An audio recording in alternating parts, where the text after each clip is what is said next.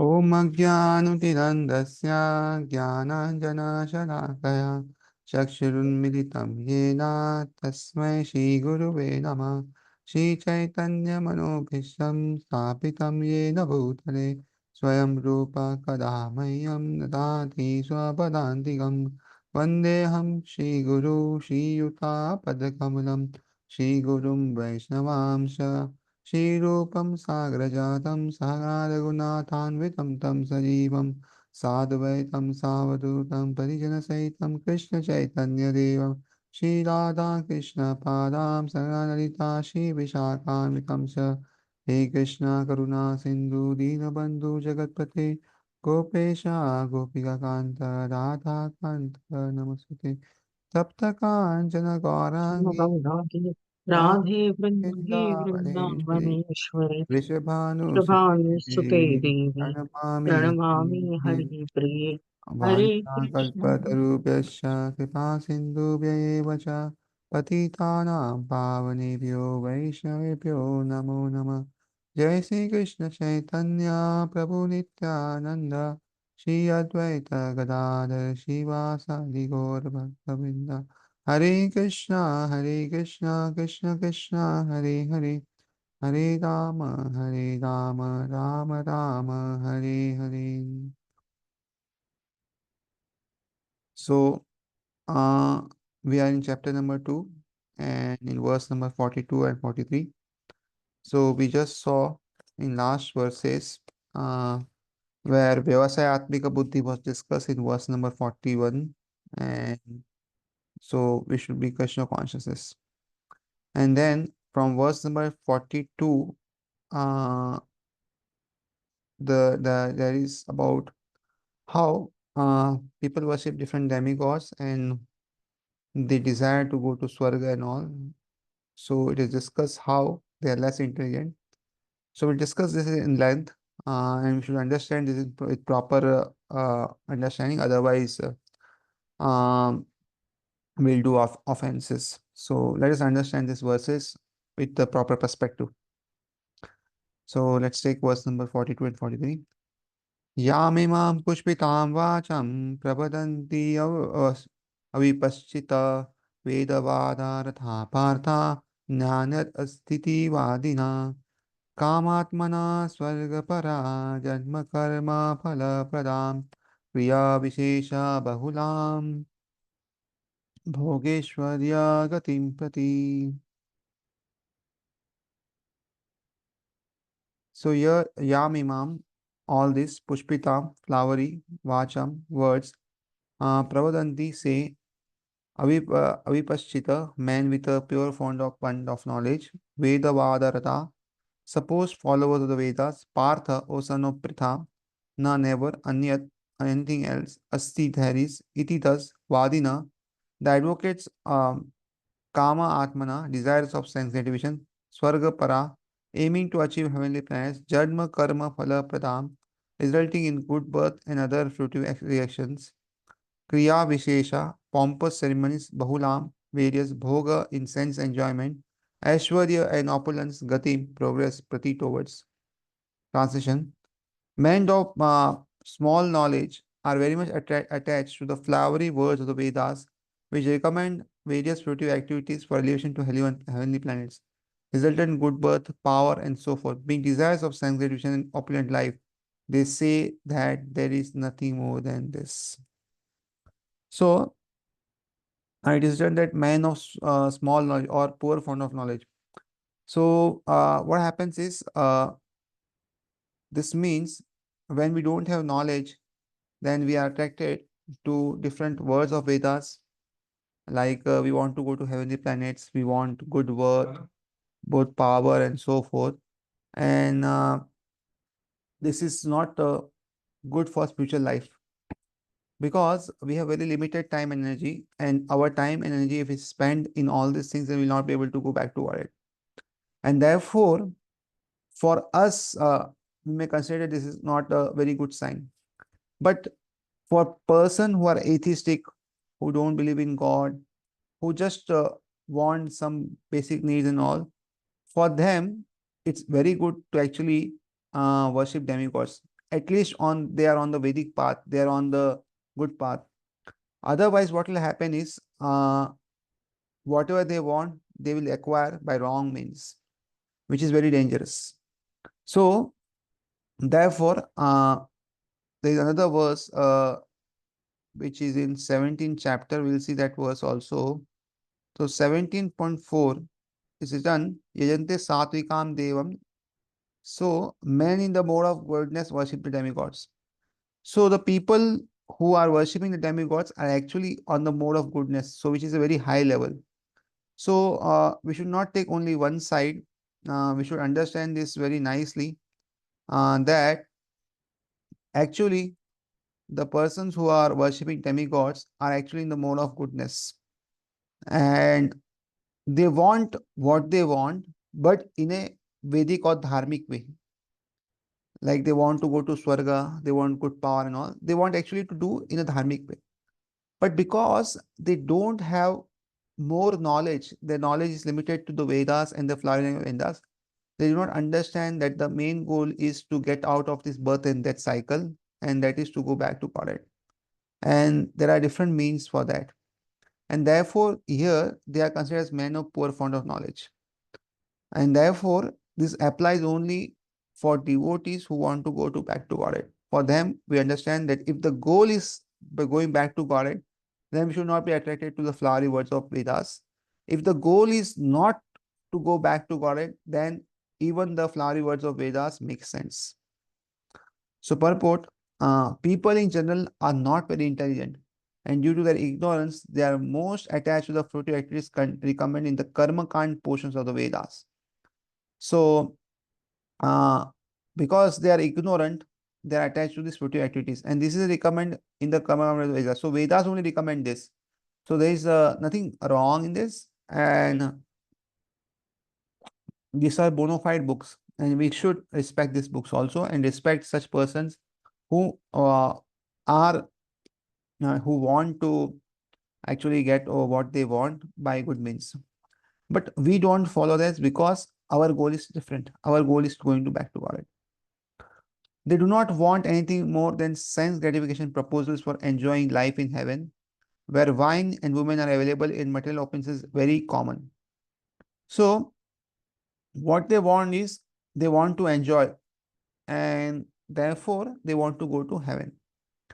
So, but they don't know that in this material body there is no enjoyment, and even in the Swarga and all, there is limited span of life. The life is better than us, but still it's limited and there is misery. Mm.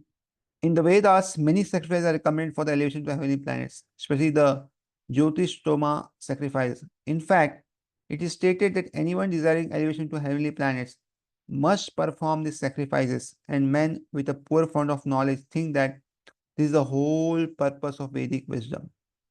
So, to do sacrifice and to go to hell is not bad, but one should not consider that this is the whole purpose. This is the last goal or something. This is a middle goal, and from there also heaven planets one can grow further and then go to kingdom of God, back to Godhead, to the Vaikuntha planets. It is very difficult for such inexperienced persons to be situated in the determined action of Krishna consciousness. As fools are attached to the flowers of poisonous trees without knowing the results of such attraction, unenlightened men are similarly attracted by such heavenly opulence and the sense enjoyment thereof. So, for them who are attracted to sense enjoyment, who are much attracted that I want to enjoy this life, and this is the way most people are. And if you see all the advertisers in this world, it is like how to enjoy this world by having so many pros. Each tagline, if you see all ads, it is enjoy, enjoy, enjoy. So people who are attracted to this world, who want to enjoy and who want to do sense addiction, for them it's very difficult to take up Krishna consciousness, because Krishna consciousness means that we should not be attached to such things as going to Swarga and all. And therefore, it's all perspective and it's all knowledge. And therefore, it's very important that we read Bhagavad Gita and we give this knowledge to all, so that the human form of life, which is very rare, is used to the highest sense. that we can go back to God in this lifetime and not stuck to the heavenly planets. So in the Karma Kanda section of Vedas, it is said, Apama Somam Amrita Abhuma and Akshayam Ha Hivai Chaturmasya Yajine Sukritam Bhavati. In other words, those who perform the 4-month penances become eligible to drink the Soma Ras beverages to become immortal and happy forever. Even on this earth, some are very eager to have Soma Rasa to become strong and fit to enjoy sense gratifications. Such persons have no faith in liberation from material bondage, and they are very much attached to the pompous ceremonies of the Vedic sacrifices. They are generally sensual, and they are very much attached to and they do not want anything other than the heavenly pleasures of life. It is understood that there are gardens called Nandana Kanana, in which there is a good opportunity for association with angelic, beautiful women and having a profuse supply of Soma Rasa wine. Such bodily happiness is certainly sensual. Therefore, there are those who are purely attached to such material temporary happiness as lords of the material world. So, uh, most people do sacrifice and all so that they want to become immortal and happy. So their goal is good. They want to become immortal, but they are choosing in the wrong way because our body is perishable. So even if we want to become immortal, this body will not help and it will perish in due course of time. So if we want this, we should worship Krishna so that we get the spiritual body. And actually, the spiritual body, with the spiritual body only, we can enjoy all everything which is there, and we may be Sachidan happy. So this is only what we can do. Otherwise, it's difficult. And this is very much glorified in the sections that there is garden, and even in the other religions, they say that we'll enjoy with the uh, angels there in the heavenly planets and all. So this is a very good perspective, actually, very good impetus for actually one to actually go on the path of dharma, to follow some basic moral codes and all. But this is insufficient for somebody who wants prema or who wants to go back to God. So uh, it requires adhikar. So persons who have no bhakti, they should at least do worship of demigods, and who are bhakti adhikaris, who uh, are persons who can do bhakti of Krishna, they should do bhakti and go back to God. So in this way, uh, one should decide what applies to what. And these books are written for a purpose. They are not uh, written for no purpose. So there are three kinds of people: one in Sattvagun, one in Rajogun, and Tamogun. So different kinds of people books are written for somebody who is in Rajogun, somebody in Tamogun, and somebody Sattvagun. And who wants to go out of this material, go back to Godhead. For them, Srimad Bhagavatam is there. So according to our qualification, according to our ability, we should read all these books. So now, next verse, what happens to who are attached too much? So it's there. भोगैश्वर्य प्रसक्तानां तया अपहृता चेतसां व्यवसायात्मिका बुद्धि समाधौ न विधीयते. Bhoga, to material enjoyment, Aishwarya and opulence, prasaktana, for those who are attached, taya, by such things, aprita chetasam, bewildered in mind, vyasayika atmika, fixed in determination, buddhi, devotion service to the Lord, samadho, in the controlled mind, na, never, vidhiyate, does take place. Translation. In the minds of those who are too attached to sense enjoyment and material opulence, and who are bewildered by such things, the resolute determination for devotional service to the Supreme Lord does not take place. So, one who is attached to sense enjoyment and material opulence, one who wants the material opulence, one who is too much attached to sense enjoyment, which is very common nowadays, and most people are attached to sense enjoyment, and therefore we see so many things coming up different avenues for enjoyment are coming up in the form of disco bars, cathetes, and so many different things, so many hotels, and so many things are coming up day by day. So gradually we see that people are going in a way where they're too much attached to enjoyment, and therefore uh, determination for devotion service does not take place. So sense enjoyments is very much detrimental to one who wants to progress in devotional service to the Lord. Purport: Samadhi means fixed mind. The Vedic dictionary, the Nirukti says, Samyak adhiyate asmin atma tattva yatha atmayam. When the mind is fixed for understanding the self, it is said to be in samadhi. Samadhi is never possible for a person interested in material sense enjoyments and bewildered by such temporary things. They are more or less condemned by the process of material energy. So, mind is not fixed on Krishna if mind is there in sense enjoyment. And therefore, those who are interested in material sense enjoyment are bewildered by things, and they are more or less condemned by the process of material energy. So, material energy keeps them in the material bondage and gives them more and more attracted. So, Krishna is attractive, Maya Devi is also attractive. Both are attractive for us because we are yet not fully spiritualized. For us, both are attractive.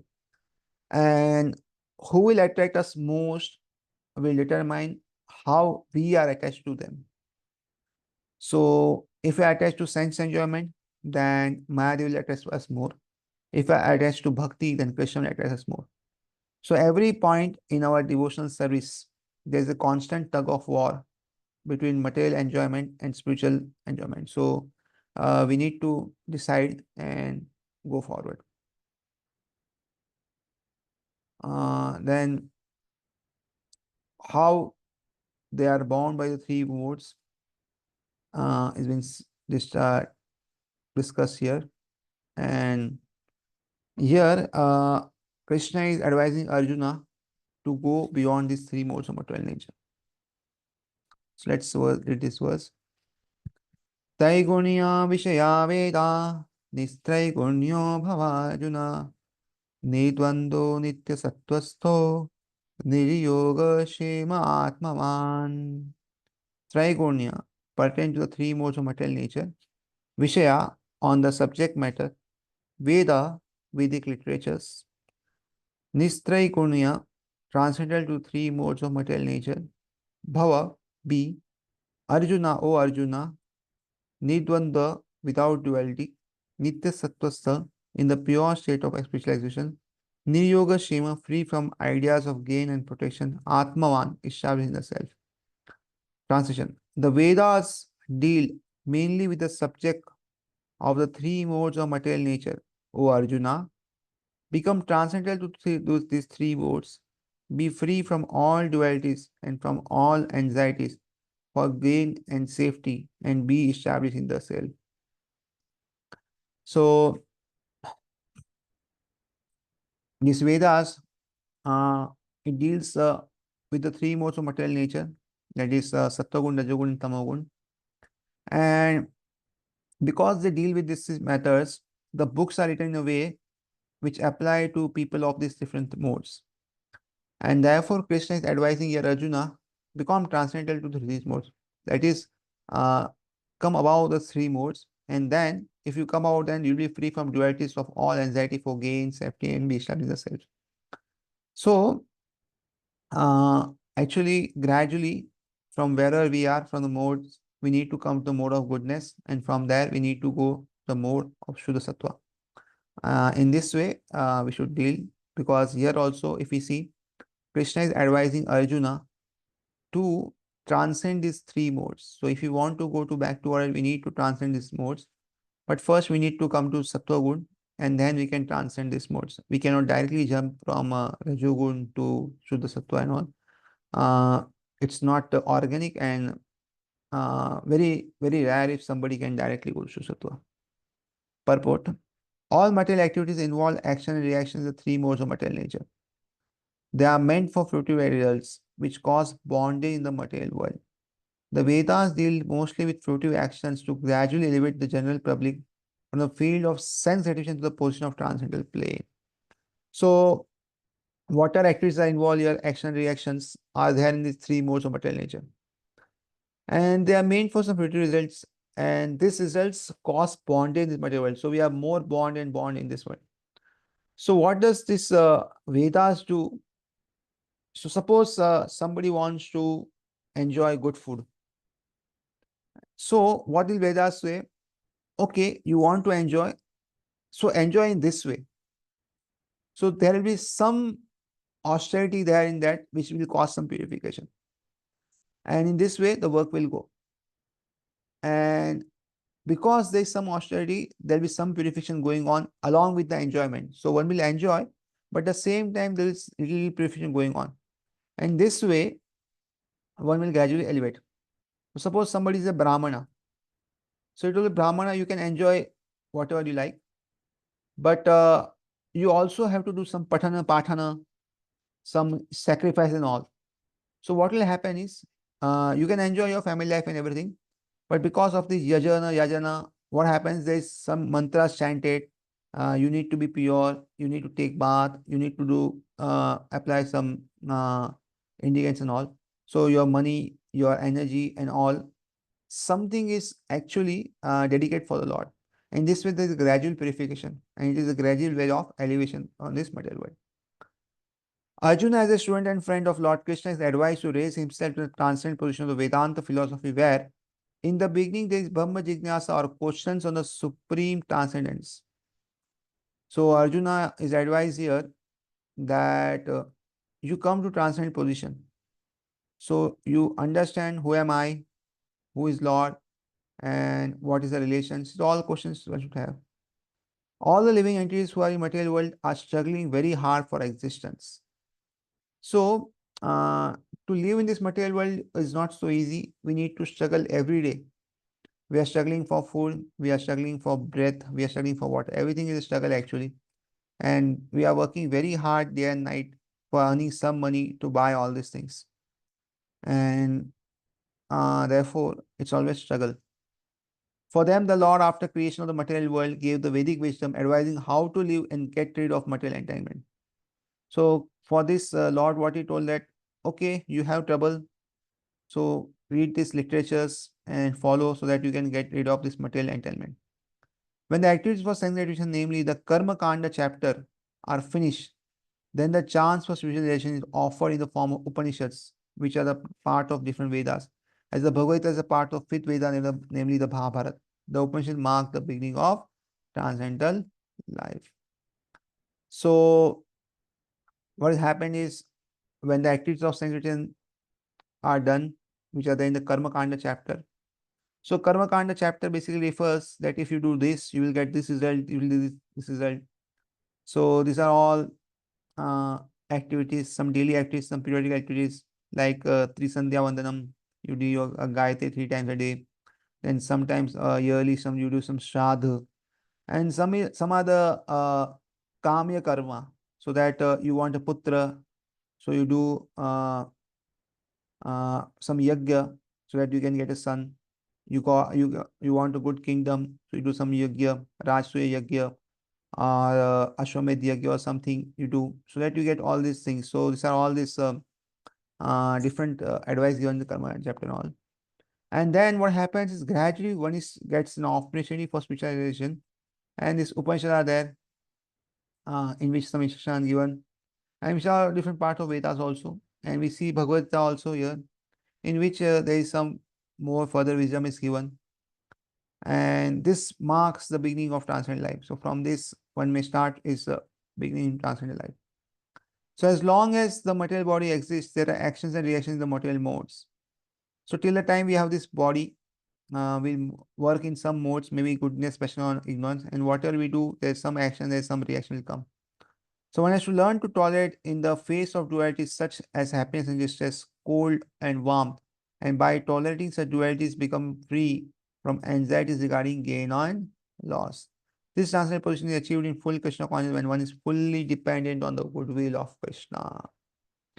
So, here Prabhupada is advising us, Krishna is advising us that one has to tolerate whatever dualities are in this material world. Sometimes we are happy, sometimes somebody tells us something and we are distressed. How could he tell us this thing? Sometimes there are climatic inconvenience. Now it's cold. After some time it will be hot. Sometimes it will be rainy. So when we tolerate such a and dualities, what will happen is we'll be free from all anxieties regarding gain and loss. That okay, now rains are there, so we are lost, or some climate is there, we are at gain or something. So that's the dualities, or some profit loss in business or in relationships and all. So we'll become free from all this and we'll think that it's will of Krishna and whatever Krishna does is good. So whatever is happening with my life is good. So let us dedicate, let us do all that is for Krishna. So this point is transcendental achieved in full Krishna consciousness. When we think in terms of Krishna, when we think that whatever we are doing is only for Krishna, then we are not very much concerned about happiness or distress and all these things, because if everything is for Krishna. If we lose, that means Krishna desires us to lose, and we are winning because we are fulfilling the desire of Krishna. So in losing also, we experience that we are winning because it was desire of Krishna and we have accepted that. And therefore, this is the way of how we can live in full surrender in Krishna consciousness and gradually go back to order. So, next verse, let us see. Yavan udapane sarvata samplutodake tavan sarveshu vedeshu brahmanasya vijanata.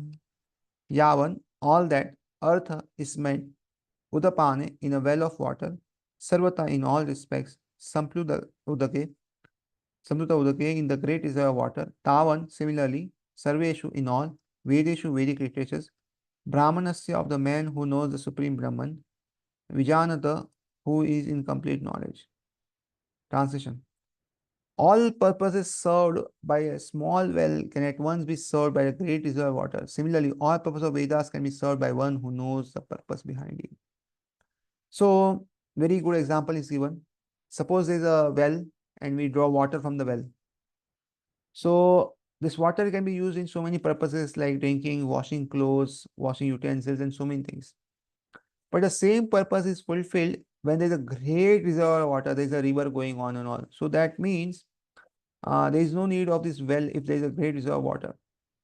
And therefore, when we are Krishna conscious, or when we are worshipping Krishna, then all the other things which are there in our life can all be fulfilled by just serving Krishna.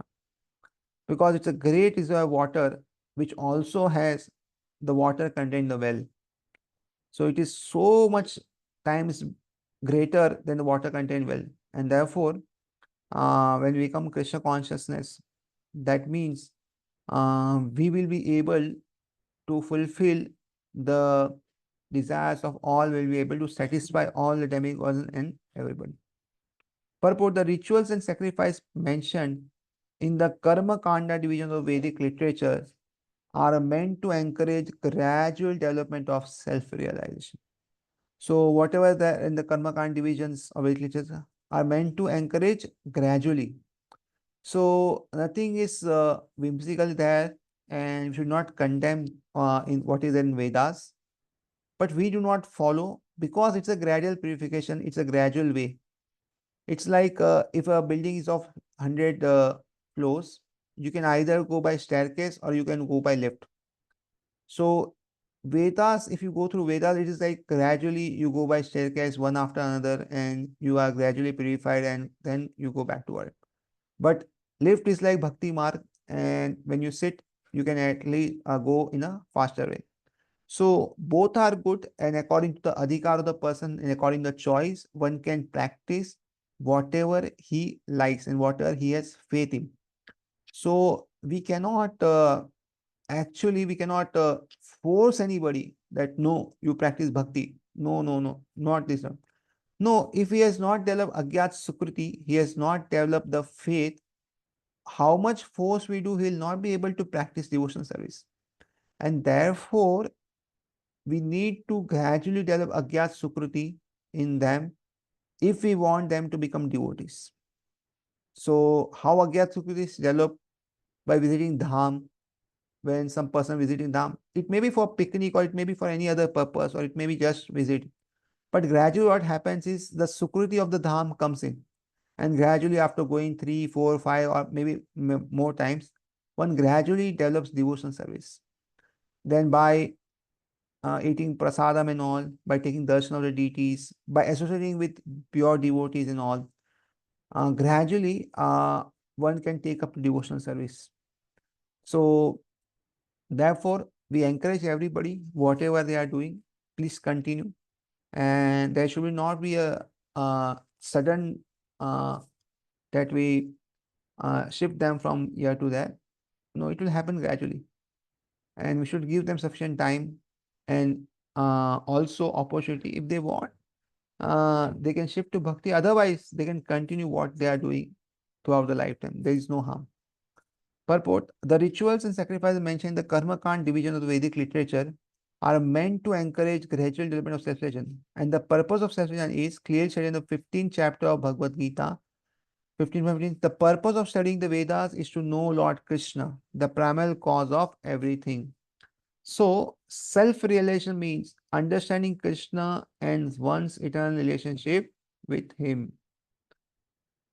So, why we are studying Krishna is to know, why we are studying Vedas is to know Krishna. So, 15.15 verse, it is there, and it says that the whole purpose of knowing the Vedas is to know Krishna. And therefore, from Krishna comes knowledge, remembrance, and forgetfulness. So, this purpose is stated in Bhagavad Gita very nicely, and Vedas also it is stated. But one need to gradually read, understand, and come to this conclusion. So, if he wants to become self-realized, that means one has to understand Krishna and one's relationship with him. So, the goal, if it is from self-enjoyment to self-realization, then gradually one will move from various worship to worshipping Krishna. And this is a gradual process which will happen maybe this lifetime or many lifetime, we don't know. But it will happen if one is doing whatever he is doing according to the scriptural injunctions. The relationship of living entities with Krishna is also mentioned in the 15th chapter of Bhagavad Gita, 15.7. The living entities are part and parcel of Krishna. Therefore, revival of Krishna consciousness by the individual and living entity. He is the highest perfectional stage of Vedic knowledge. This is confirmed in the Srimad Bhagavatam 333.7 as follows. So, it is 15.7 verse also says that we are nothing but part and parcel of Krishna. Therefore, we are related to Krishna, and we have a permanent relation with Krishna. Like if we see whole machinery, there's so many nut balls in the machinery, and the nut balls have a relationship with machinery, they are attached to it. But spiritual relation is how that the jivas are related to Krishna, but at the same time they are separate from Krishna. Whereas in machinery, the nut bolt it gets attached to the thing, but at the same time, uh, this analogy, if we see, it may not show the whole spiritual thing, but we should understand that Krishna says, Moya Vansha Jiva Loke, Jiva Bhuta Sanatana. So both are Sanatana. Krishna is also Sanatana and Jiva also are Sanatana. And we are part and parcel of Krishna. But what has happened is we are being attached to this Prakriti or the material world. So that is what is difficult for us to get rid of. So 3.33.7 Bhagavatam says, Aho bata swapacha ato gariyan yad jivagre vartate namatobhyam tepus tapaste uh, juva sasnur arya brahmanushur nama granandi ete. O my Lord, a person who is chanting your holy name, although born of a low family like that of a Chandala dog eater, is situated on the highest platform of self-realization. Such a person must have performed all kinds of penance and sacrifice according to the Vedic rituals and studied the Vedic literatures many, many times after taking his bath in all the holy places of pilgrimage. Such a person uh, is considered to be the best of the Aryan family. So, to chant the uh, name, the holy name, is not so easy. Not everyone can chant the name of Krishna. So if one chants the name of Krishna, that means, or uh, he is doing some devotional service, that means he have performed all the Vedic penances, sacrifices, Vedic rituals, studied literatures, taken bath in so many holy places. So like this, so many things one has done, then he can chant the holy name. But at the same time, holy name can be chanted by someone who is born in a family of Chandala. Chandala means one who eats dog. So they are considered the lowest of all. So still, they can also take the Lord's name. So the glory of the holy name is such, anybody who takes the holy name is purified gradually. He may be on the lowest position, he may do lots of sin, he may have done lots of uh, uh, sins which cannot be pardoned also. But still the holy name, if he chants sincerely, he can get the highest results. But at the same time, who can chant holy name? One has got अज्ञात सुकृति, जिसके जीवन में भर भर के अज्ञात सुकृति मिली है, वही भगवान का नाम ले सकता है. और भगवान का नाम लेना इतना सरल है, कोई भी ले सकता है. सी द पैराडॉक्स कि कोई भी ले सकता है, लेकिन फिर भी अज्ञात सुकृति चाहिए. And that's why we see in this world so many people are suffering. But not everybody will go to Supreme Personality of Godhead Krishna. They'll go to here, they'll go to this Baba, that Baba, this God, but they'll not go to Supreme Personality of Godhead so that to end all the miseries.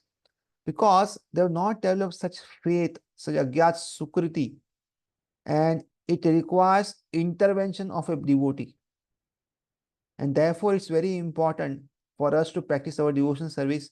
At the same time, whenever we have a chance, we distribute prasadam to them, we give some books to them, we take them to temple, we take them to places where there's a uddipan or there's a slight interest in that person to know. There's some inquisitors that let us understand who Krishna is, why he did this, why did Ras Lila, and why he did such things which was not good or not bad, so-called things. So like this, if some interest is developed in such persons, then gradually one may come to devotional service, and then one has a chance to go back to Godhead. So one must be intelligent enough to understand the purpose of Vedas without being attached to the rituals only. So there is a form of law and the spirit of law. So this both should be maintained. So form, maybe there are some rules and regulations, but behind the rules and regulations, there is a spirit. Like the rules are made in income tax law so that people pay taxes. So the spirit is that people should actually pay taxes uh, which are need to be paid. But sometimes the law is such that it has some loopholes. And people may take advantage of loopholes and may not pay the taxes which are they required to be paid. So one has to understand both the law and the spirit, that this all things which are there uh, is meant for us so that we can go back to Godhead. And therefore, we should understand that we should not be just attached to the rituals, and we should understand the purpose of Vedas, that if it is allowing us certain things to enjoy. It is only with a restriction, so that gradually we may develop detachment and have a desire that to worship Krishna or Supreme Personality of God and go back to God. So that is the means of Veda. So why Vedas recommend enjoying some fruits or some activities? Because if it doesn't allow also na, we are going to enjoy. Because we have an innate nature that we want to enjoy. So what Vedas does, okay, you want to enjoy na? Okay, then do this. Suppose somebody wants to eat meat. Somebody is found that he wants to eat meat. There is no cause, his tongue is saying, I want to eat. So Vedas says, okay, you eat, but once in a month. So in this way it regulates. Then again, on a Amavasya day, again regulation. Again, do some mantra chanting. And you understand in the next life that goat will also have an opportunity to kill you. Again, some restriction. And again, it will tell you only cut. So when you cut, you know the pain. So when it is getting slaughterhouse by some machine, nobody understands what is the pain which are they going through. But when we have the sword and we cut, what will happen? We know the pain of the living entity. And that also, uh, after doing all these things, you cannot enjoy much. So gradually, what is there is put so many regulations so that you eat, but in few months or years, you may cut it altogether. So this is the purpose of Vedas, to give some license to do some wrong things so that gradually you are corrected. It is not that the Vedas want that you do the wrong things what you are doing whole your life. So this one should understand that the spirit of Vedas is that they wants us to rectify. The Vedas wants us to have a good life. But at this point of time, we will not be able to understand the Vedas and spirit behind it, and therefore it is giving us some concession. But ultimately, we should not take benefit or advantage of the concession, but gradually understand the purpose behind it, and actually we should understand the mood of the Vedas. Vedas like a mothers. Gradually, they will tame their sons or daughters so that they come to good path by good means. So in this way, we should understand what are the uh, different opportunities which are given in Vedas to enjoy as a gradual way of detaching ourselves from that enjoyment so that we can be liberated from this material bondage. Uh, and must not desire to elevate to any planets for better quality of sense vision. So, uh, so one must not desire to be elevated to heavenly planets. This is the purpose of Vedas. It is not possible for the common man in this age to follow all the rules and regulations of Vedic rituals, nor is it possible to study all of the Vedanta and the Upanishad thoroughly. So nowadays, it is not possible for common men that one can follow all the rules and regulations of Vedic rituals. And first of all, before following, also one needs to know them, and to know one has to study, but one doesn't have so much time also to study all the Vedanta and Upanishads because it requires much time, energy, knowledge, and resources to execute the purpose of the Vedas. So one has to read and one has to understand. If one has to perform, it requires lot of time, lot of energy and knowledge, and so much resource capital is required. And this is hardly possible in this age. These four things, but time very short. We have very short relation. Energy, we don't have much. We can not sit more than 2 3 hours doing some activity. Our back will ache and so many things happen. And knowledge is also very poor. At this age, at this age, we are trying to understand Gita. Actually, Gita should be understood in very childhood age, 5 years, 6 years, 7 years. So we don't have so much knowledge also. And resources, always we are struggling. We have so many EMIs, so many things, and difficult, very difficult actually to do everything. So um, therefore we should understand that it's not possible. And this is hardly possible. They say the best purpose of Vedic culture is served, however, by chanting the holy name of the Lord, as recommended by Lord Chaitanya, the deliverer of all the fallen souls. So the best purpose of all the Vedic culture can be served simply by chanting the holy name of the God. And this was recommended by whom? Lord Chaitanya himself, who is none other than Krishna. When Lord Chaitanya was asked by the great Vedic scholar Prakashananda Saraswati why the Lord, was chanting the holy name of the Lord like a sentimentalist instead of studying the Vedanta philosophy, the Lord replied that his spiritual master had found him to be a great fool and thus asked him to chant the holy name of the Lord Krishna. He did so and became ecstatic like a madman.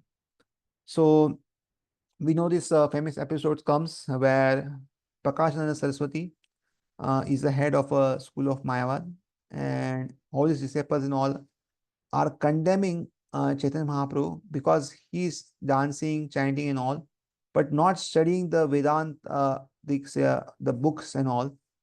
And therefore, once when they meet, so that time, Prakashananda Saraswati asks that why are you dancing and chanting and why are you not reading books like all of us? And that time, Chaitanya Mahaprabhu says that my spiritual master considers that I'm a fool, and he tells me that you chant the holy name. And by doing so, I have become a madman. And therefore, um, indirectly, Lord Chaitanya Mahaprabhu says that chanting the holy name of the Lord, studying Bhagavatam is much, much better thing than studying all the Vedas.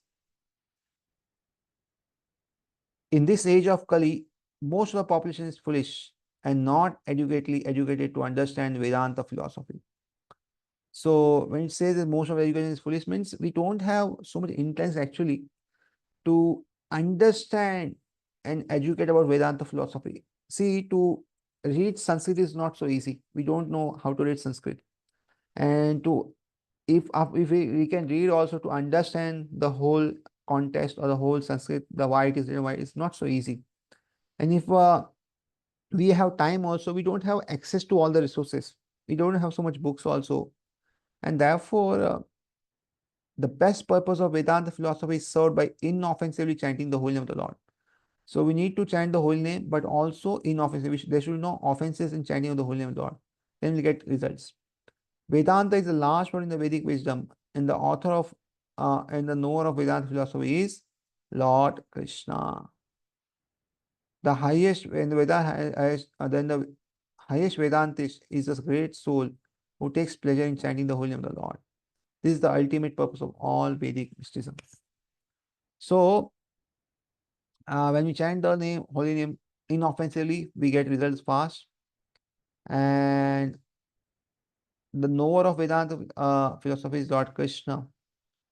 And who is the greatest person who takes pleasure in chanting the holy name of Lord?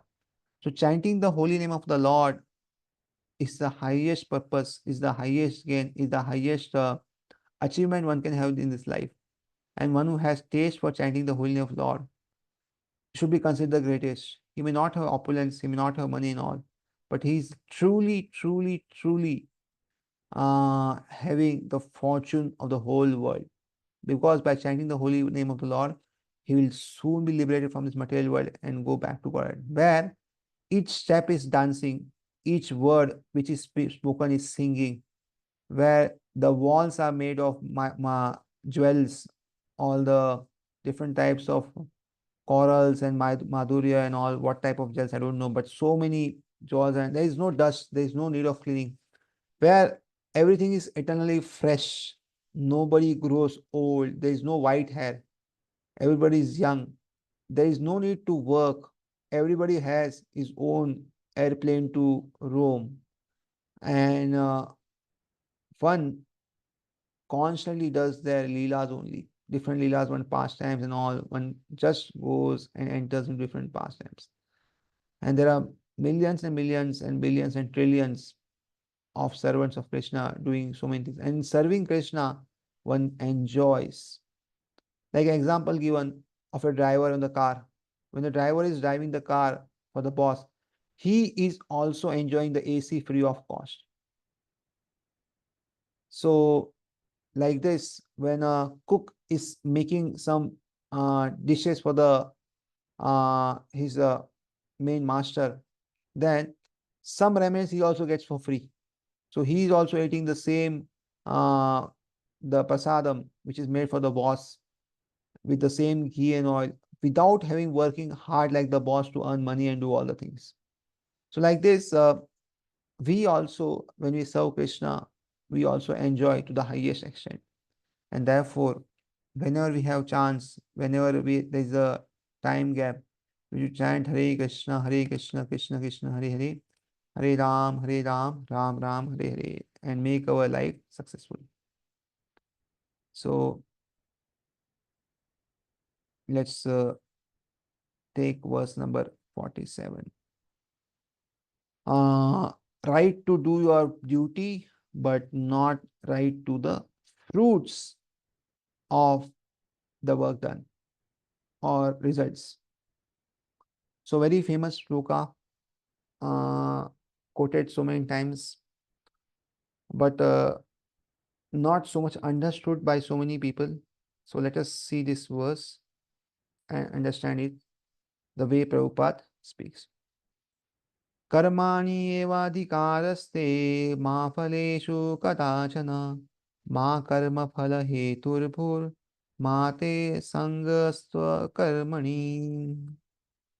Karmani, in prescribed duties, eva, certainly, adhikara, right, they of you, ma, never, faleshu, in the fruits, kadachana, at any time, ma, never, karma phala, in the result of the work, hetu, cause, bhu, become, ma, never, te, uh, of you, sangha, attachment, astu, there should be, akarmani, in not doing the prescribed duties. Translation. You have a right to perform your prescribed duty, but you are not entitled to fruits of action.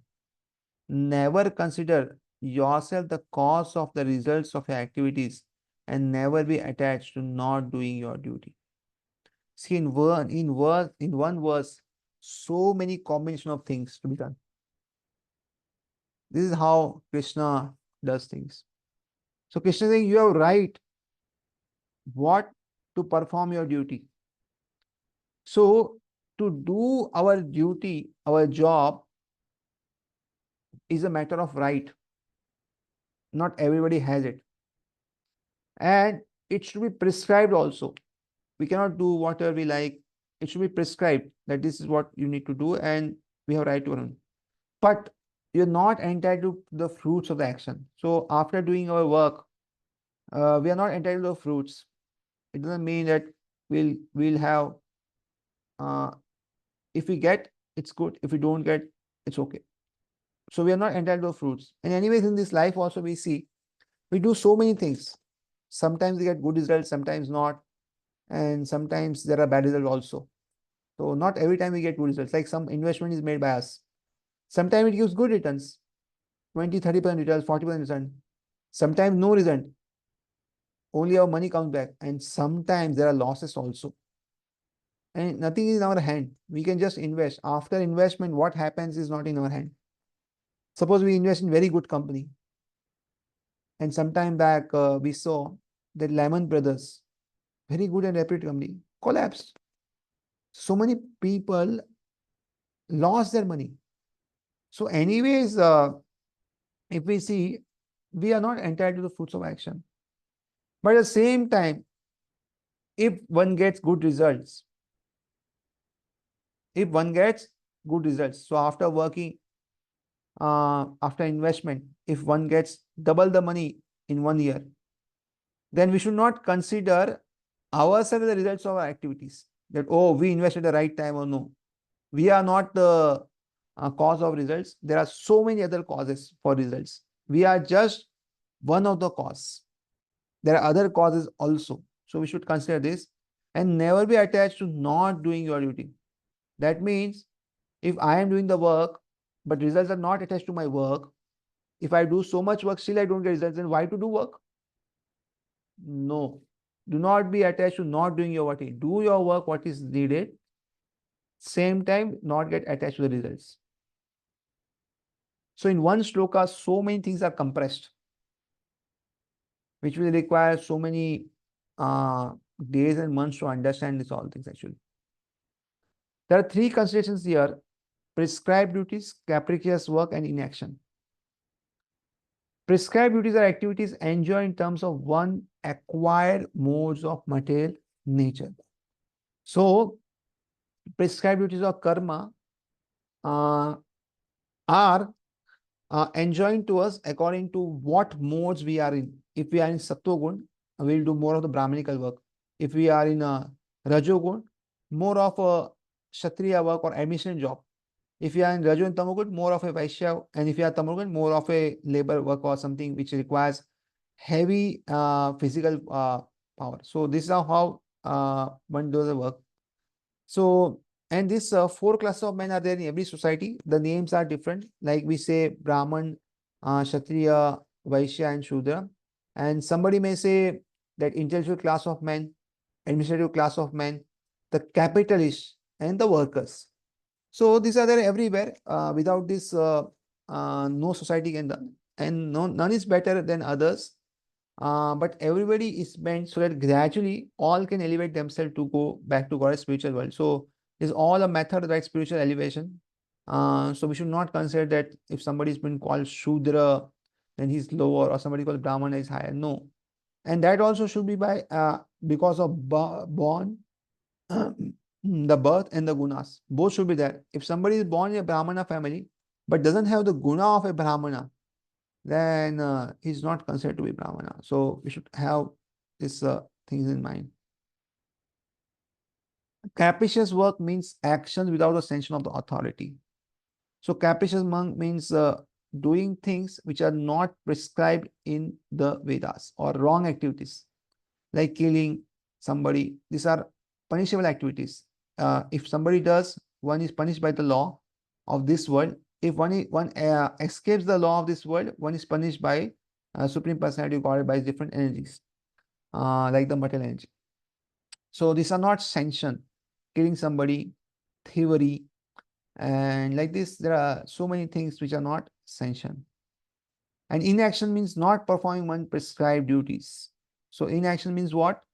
So the above was doing what is required to be done. This is work which is not sanctioned, and this is you don't do work which is not sanctioned. At the same time, you don't do work which is given to you, which is prescribed for you. So these both are different terminologies used here.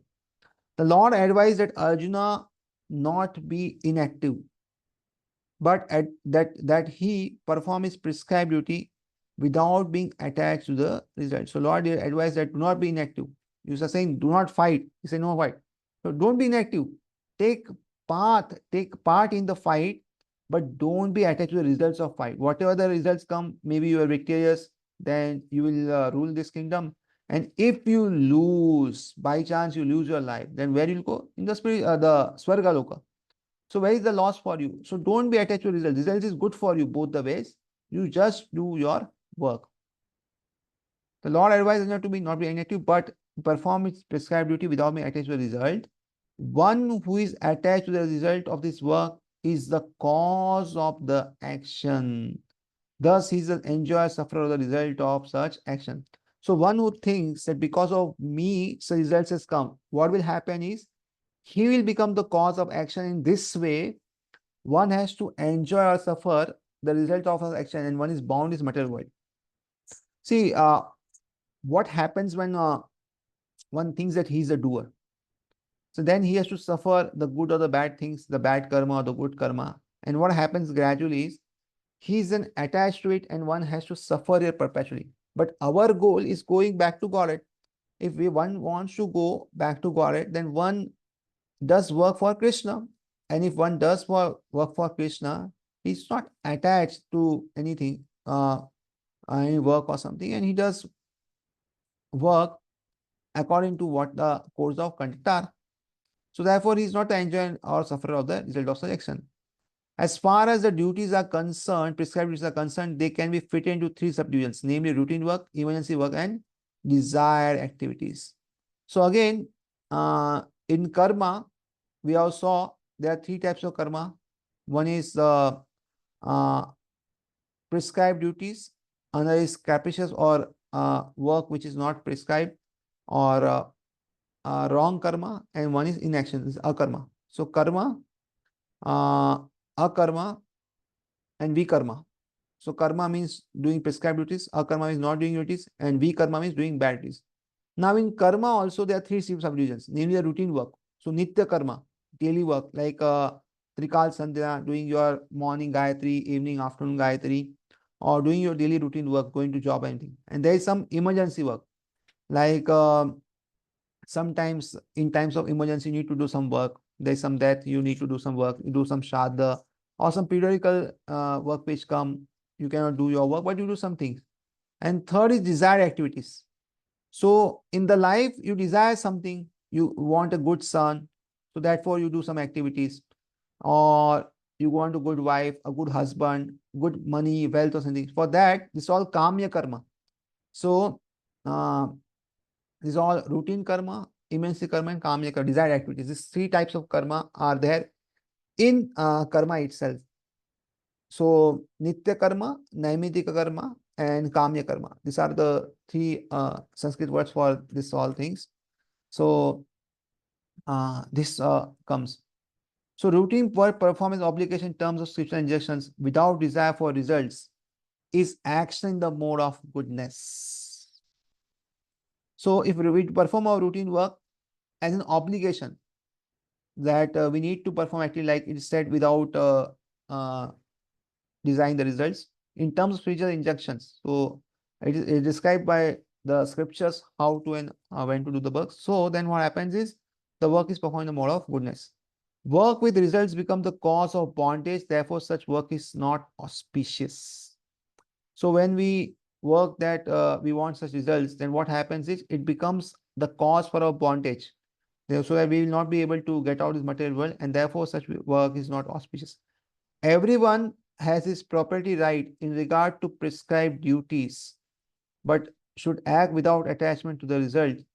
Such disinterested obligatory duties doubtlessly lead one to the path of liberation. So, for duties you have right, but for results you don't right. In this material world, it's totally opposite. Nobody wants to perform his duty, but everyone is marching towards, is fighting for his rights. I want this, we want liberation, we want this, we want this. But if you see, you work, no, I don't want to work, but I want the salary. Government should give me everything. Everything should be done. So you can see how the Vedic scriptures and the actual things are totally opposite. And therefore, there is so much chaos in this material world now. And uh, for this, we should understand that we should act without attachment to results. Such distinctive obligatory works duties will only lead us to the path of liberation. If we want to get out of the material world, we should work but without attachment. Arjuna was therefore advised by the Lord to fight as a matter of duty without attachment to the result.